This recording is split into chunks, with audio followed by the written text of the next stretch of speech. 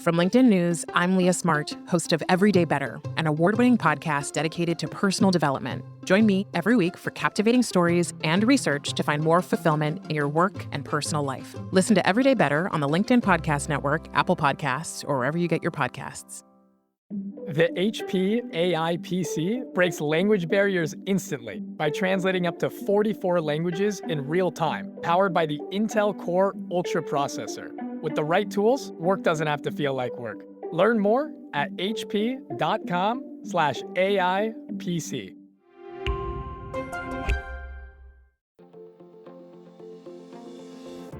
Hello, my friend, and welcome to another exciting episode of Negotiate Anything. Thanks for joining us today. With over 10 million downloads and listeners from more than 180 different countries, it's dedicated listeners just like you who have made Negotiate Anything the #1 negotiation podcast in the world. I'm your host, Kwame Christian. I'm a business lawyer, mediator, author, and the proud CEO of the American Negotiation Institute. Now, before we get into today's insightful conversation, I have a golden opportunity for those of you who recognize the power of negotiation in your professional lives. Have you ever found yourself wishing that you could navigate those high-stakes conversations with more confidence? Or perhaps you're looking to empower your team with the art of persuasion and conflict resolution. At the American Negotiation Institute, we've crafted specialized keynotes and workshops tailored for those very needs. We've transformed the negotiation skills of professionals worldwide, and we're eager to do the same for you. We believe the best things in life are on the other side of difficult conversations, and our goal is to help you improve your lives and the lives of those around you, one difficult conversation at a time. Don't let another challenging conversation leave you second-guessing. Click the link in the description to discover how we can help you find confidence in conflict, negotiate better deals, and have stronger relationships. Because in the world of business, every conversation counts. And now, without further ado, let's jump into the interview. Henna, thanks for joining us today. Oh, it's my pleasure to be here with you, Kwame. Yeah, it's our pleasure to have you, my friend. So how would you get us started by telling us a little bit about yourself and what you do? Yeah, perfect. So I am the CEO of Transformational Leadership, Inc. It's an organization that is a leadership development company that I started about 10 years ago. And my work is really to help the world have more transformational leaders so we can all be deeply connected to ourselves, to the people around us, and do our best work. And that's really, that's kind of really my intention for the work that I do. And then prior to that, I was in corporate America at C-level roles for 20 years. And so I was with Procter & Gamble and Novartis. And I also serve on the board of a publicly traded company. Fantastic. Well, great. And, I appreciate your humility here, but you are a two-time author. Can you tell the audience about that too?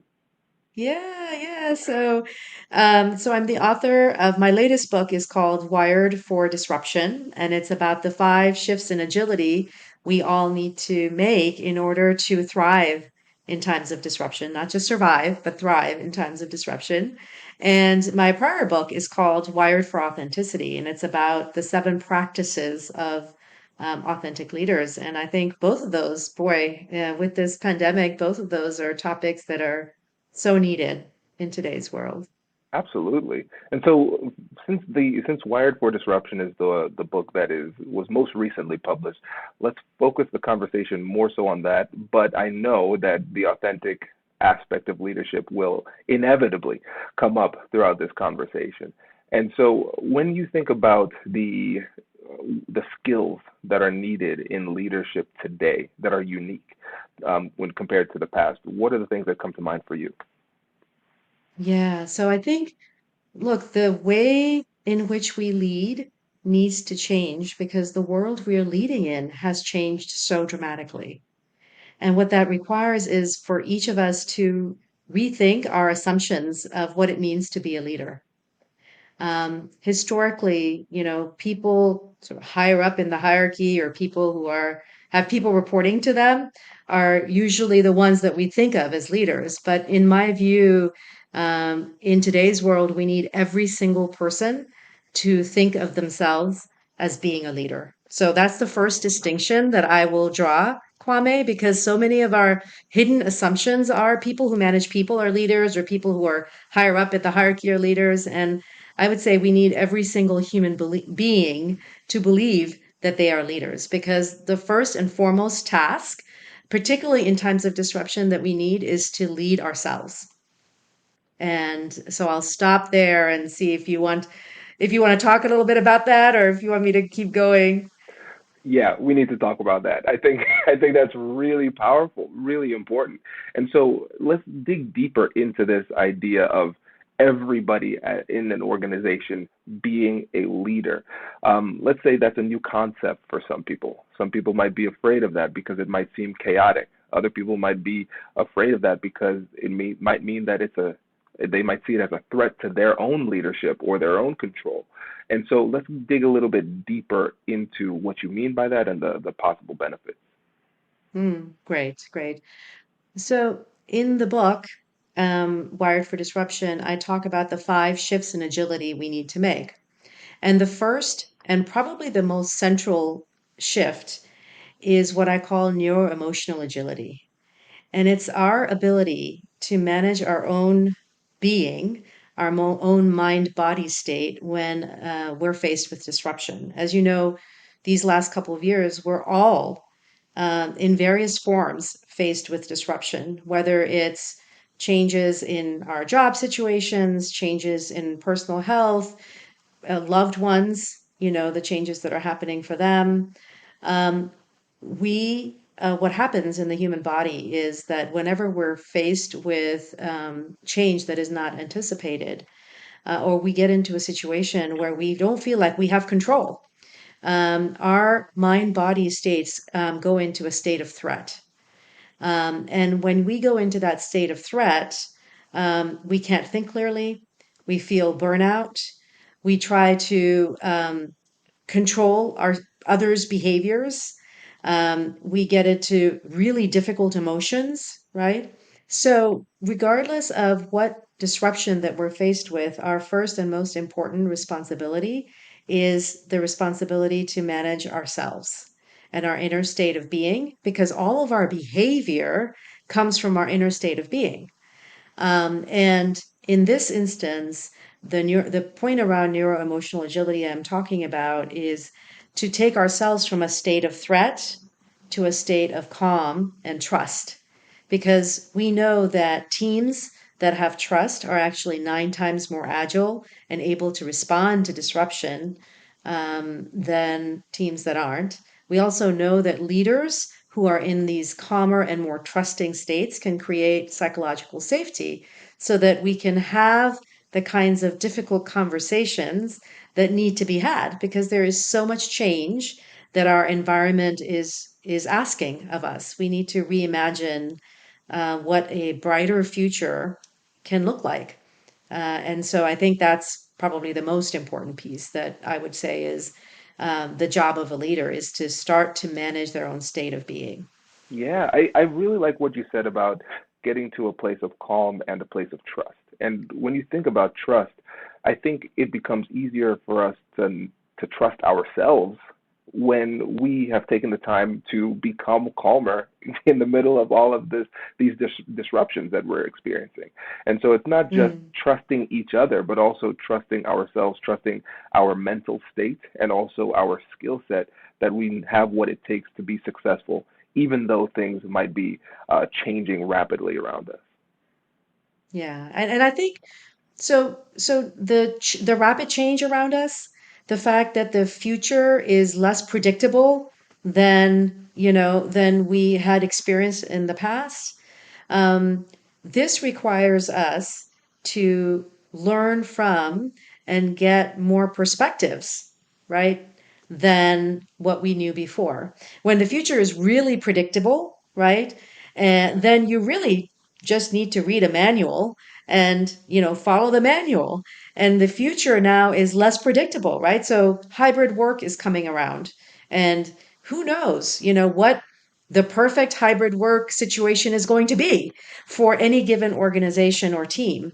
And that's where, when we find ourselves centered and we want to create psychological safety and trust for people, then we can feel like we can be open to other people's opinions. I want to actually share some fantastic research. I'm an executive coach, and I work with C-level leaders across Fortune 500 companies. And one of the things that has been probably the most um, asked for, needed resource from many of the people that I coach, many of the senior leaders, is how do I get my people to change? Because I need to get them to be more agile in this situation. And a lot of times I find that they're either fearful or stuck or frozen or burnt out. And what we're all kind of collectively recognizing is not only are we these people who show up to work, we're also human beings. And as human beings, we're fragile, right? Our emotional states are fragile because of everything that we've encountered. And so as leaders, one of this fascinating piece of research is actually from a gentleman by the name of Dr. Richard Boyatzis. He's written a fantastic book called Helping People Change. He is a 30-year researcher in neuroscience, and his research shows that our brains operate in either what he calls the analytic neural network, which is a much more task-focused network in our brain, or in a empathic neural network, which is a part of our brain that is much more focused in relationships. It's focused on a place where we are much more feeling the emotions of ourselves and others in a positive way. And so what his research has shown through lots of fMRI studies and brain scans is these two networks actually operate in a seesaw. So you're either in the problem-solving analytic network of your brain or in the empathic neural network of your brain. And guess where most of us, particularly when we're confronted with problems, we're mostly in our analytic neural network. We're trying to solve a problem. We're trying to complete a task. We feel stressed out. We're trying to, focus on something that is very task oriented. His research has shown that the best way for us to help people change is actually in this other network, is when we can get ourselves into the empathic neural network, when we can slow ourselves down enough to really connect, to really listen deeply to others, because that's when they feel safe enough. And that's my job, obviously, right? As a coach. And I think more and more deep listening is what is one of the skills that is going to be required of leaders. So part of this neuro emotional agility that I talk about is not just moving ourselves from one state to the other, but as we move ourselves, because we have mirror neurons as human beings in our brains. These mirror neurons are basically where we mimic each other's behavior. As a leader shifts themselves from one state to the other to a much more empathic state where they're listening deeply and truly curious about other people's perspectives, it allows the other people and their nervous systems to calm down so they can feel safer, so they can express themselves more fully, and we can get the best ideas from teams and people. Okay, this is great. And for the listeners, you already know this. I'm a psychology nerd, so I love everything that you're saying. And now, here's the thing. So what you're saying makes complete sense. It's backed by research. And I can hear some leaders listening to this podcast saying, oh, this is so annoying because it sounds like Henna is telling me I'm going to need to take more time, and time is exactly what I don't have. So for those really busy leaders who just felt a wave of anxiety as you described what is required of them to be effective in this situation, how can you help them to overcome that belief that investing in time isn't worth the effort? Hello, my friends. Before we get back to today's episode, I want to ask you a question. Have you ever wondered how to elevate your team's negotiation game and how you can help the folks on your team have better, difficult conversations? At the American Negotiation Institute, we offer transformative keynotes and workshops tailored to empower professionals with top-tier negotiation and conflict resolution skills. Whether it's a keynote for your next event or hands-on training for your team, we've got you covered. Don't just negotiate. Master the art with the American Negotiation Institute. Click the link in the description to find out more. elevate, negotiate, and succeed. Introducing the HP AI PC, your powerful AI assistant. Easily search through personal files, gain valuable insights, and make smarter, more informed business decisions. Unlock the future of work today with the HP AI PC, powered by the Intel Core Ultra processor. With the right tools, work doesn't have to feel like work. Learn more at hp.com/AIPC.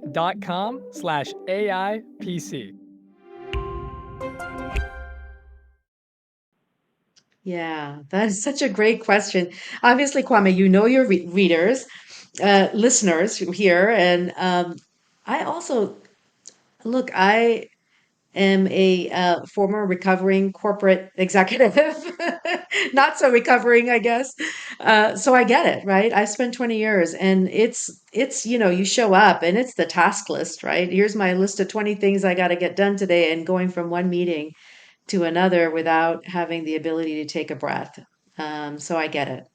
I get that there's a ton of pressure to perform, and there's a ton of pressure to adjust our plans to a future that we don't know is what's going to happen. And that creates, to your point, Kwame, a lot of anxiety.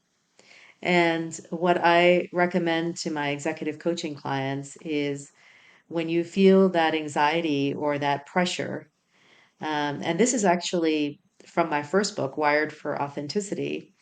When you feel that pressure and anxiety, you're actually in this other part of your brain where you're not able to be the most creative, where you're not able to be the most collaborative because you're operating in a fear or threat state. And that's the time to actually do what feels counterintuitive in terms of, you want to run faster. And there is no amount of running faster, believe me, from personal experience, there's no amount of running faster that will get you there. And what a wise person once told me is actually that's the time to slow down, to just breathe, to get yourself into a different mind body state. I'm a huge fan of mindfulness. I actually have a course on LinkedIn Learning that's been taken by over 500,000 people, which is called Mindfulness Practices at Work. And it's about being able to breathe and get yourself out of that state of anxiety because nothing good happens from a state of anxiety. Um, as leaders, right? We know that that stuff is infectious, right? So now you have an entire team that is anxious and no good work is getting done. So if your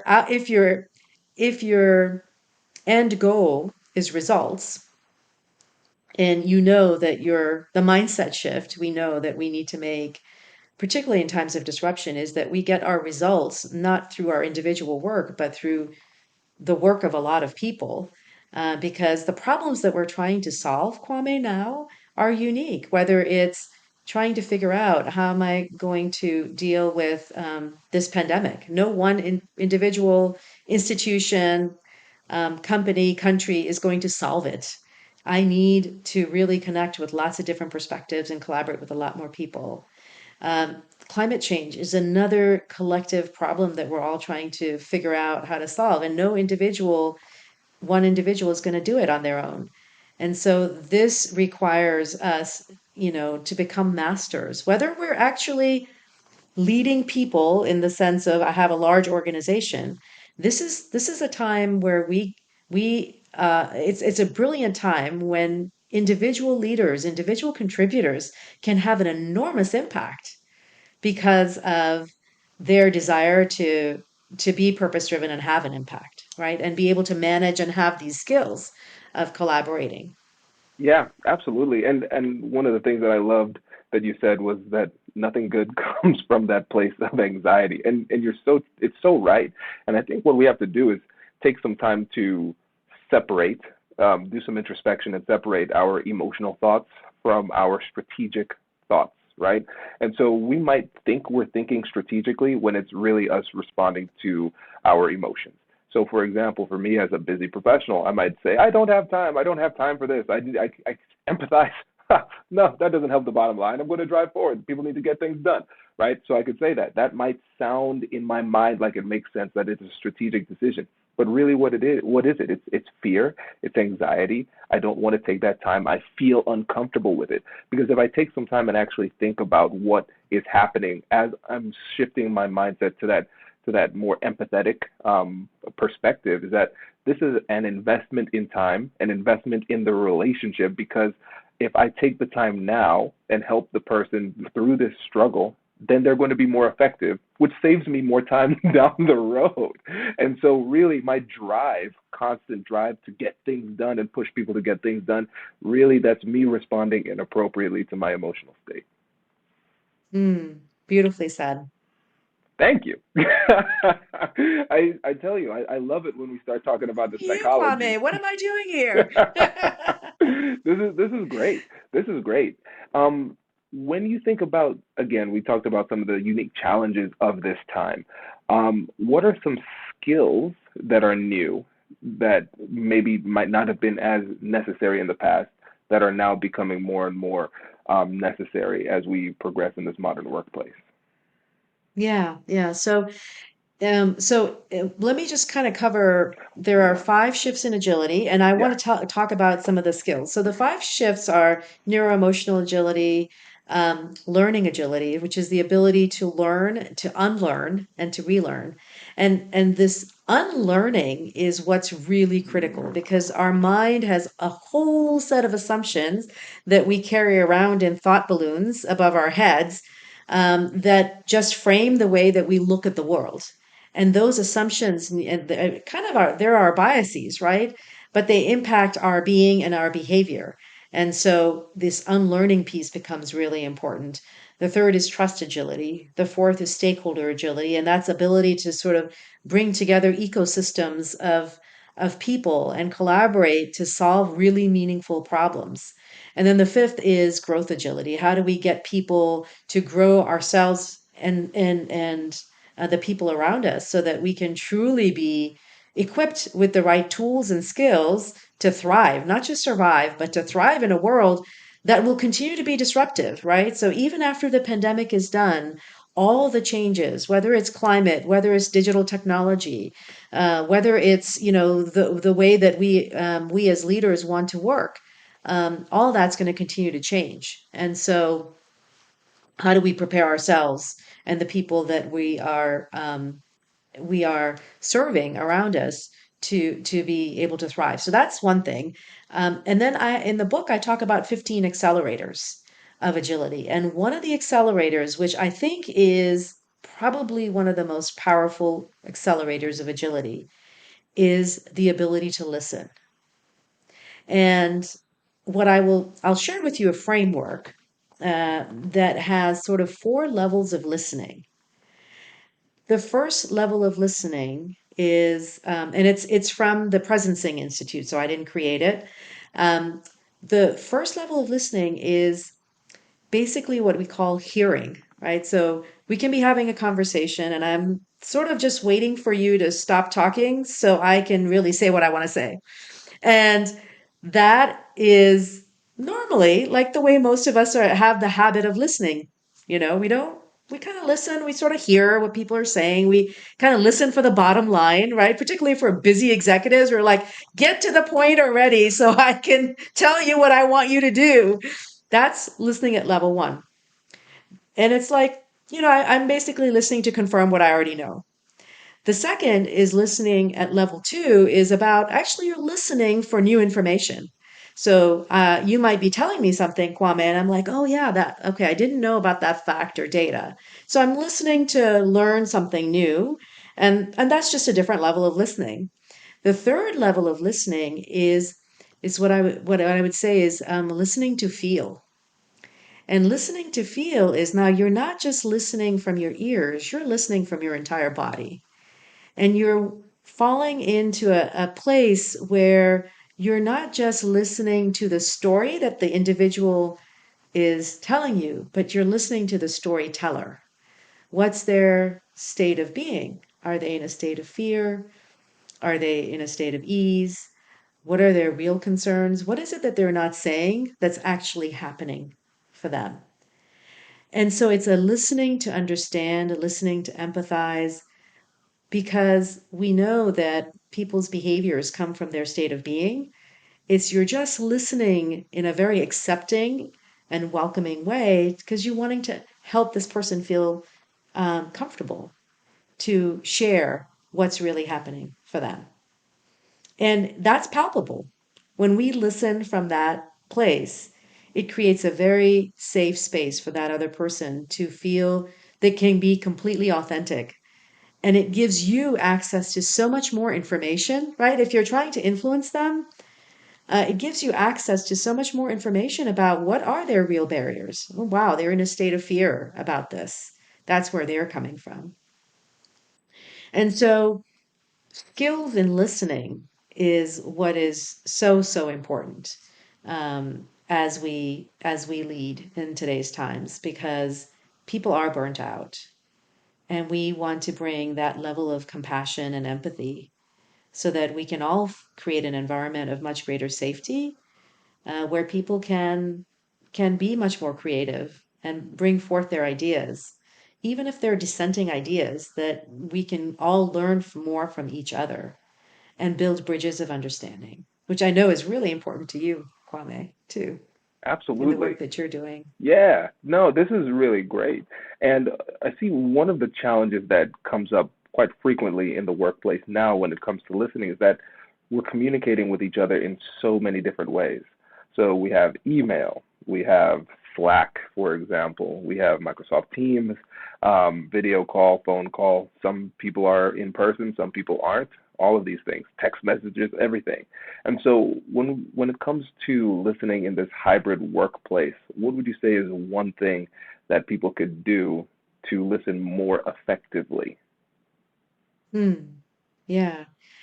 What I would say is, rule of thumb, if if something is complex, if there is a complex decision to be made, or if you sense that there are complex emotions that are present, what I would say is, first and foremost, try to see if you can connect live with the individual, as opposed to, by live, I mean, even, what we're doing now is we're communicating with each other live, not sort of like, let me send you an email or let me send you a text about this. Because when you're communicating live with somebody, you're able to get access to more information about their emotional state, right? What's happening for this other individual? Because we don't even know what people's context is.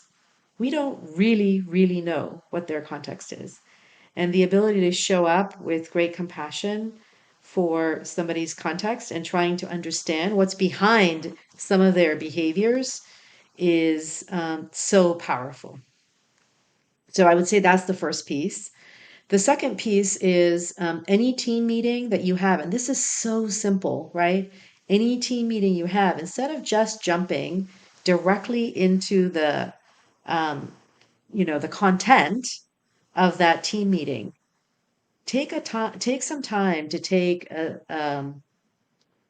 the pulse of the room, right? So I might start a meeting and say, let's just go around the room and take a deep breath together. This is my mindfulness work, right? So let's just all come and be present to what's happening right now. How are we entering this room? And somebody might say, well, I've had a really frazzled morning, and here's where I am right now, and my state of mind and body is that I'm feeling quite frazzled right now. And it's like, it's okay. Thank you for sharing that. That's welcome here as well. And as you welcome, whatever is present in the room, and people have a chance to share what's their context, where are they coming from, um, the room settles down. People feel more connected to one another, because guess what? You've just shifted everybody to a more empathic way of being with one another. And that completely unlocks curiosity and creativity and safety for people and agility. Love it. Oh, that's so good. That is so good. And I know we're coming up on time here, but before you go, can you remind the listeners again about your book and your company and how they can get in touch with you? Yeah, so Kwame, thank you for that. My book is called Wired for Disruption. I'll show it here. It's got an elephant with zebra stripes on it. And it says that, we can learn new things. And in fact, that our bodies are actually wired to learn new things. There's actually a lot of research that suggests that when we get into these empathic states of being, it's actually good for the well being of us as human beings. Our nervous system relaxes. And so, Wired for Disruption is the latest book. Wired for Authenticity is my prior book. And yeah, you can get a hold of me through LinkedIn. Please follow me. I also have a podcast. So the podcast is called the Transformational Leadership Podcast with Henna Inam. And I interview a lot of these experts, right? These neuroscience folks. I interview them. So you can feel free to look up the interview with Dr. Richard Boyatzis and his research on neuroscience. And yeah, I look forward to staying connected with whoever would like to connect with me. Fantastic, Henna. Really appreciate it. Thanks for sharing with us today. Thank you, Kwame. It was a pleasure being with you. Congratulations! You've just joined an elite club. By listening to a full episode, you're now officially on the Negotiate Anything team. So welcome aboard. What most team members do is they subscribe to the podcast because that allows them to automatically get the latest episodes of the show. The best things in life lie on the other side of difficult conversations. Keep learning, keep practicing, and keep getting better. Your relationships will improve, your career will soar, and you'll have the confidence you need to get the most out of these crucial conversations. Again, thank you for joining the team. We're excited to have you, and I will see you in the next episode. I'll catch you later.